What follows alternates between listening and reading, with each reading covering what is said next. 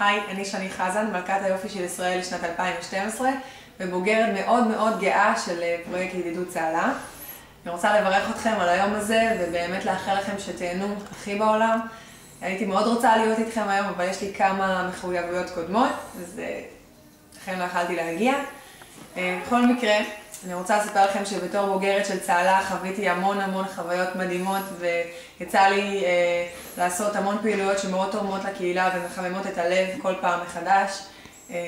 עשיתי חלוקות מזון ושימחתי ילדים חולי סרטן ותרמתי לאיכות הסביבה. יצא לי לפתח גם את הכישרונות שלי בתור זמרת ולהופיע, אז ככה שמקבלים במה בכל מקום שרוצים, רק אם מבקשים.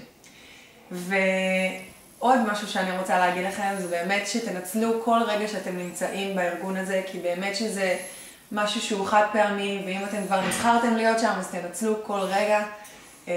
פרויקט מדהים, פרויקט שמרים ומפתח ומקדם לכל מי שרק פתוח לנסות ולרצות.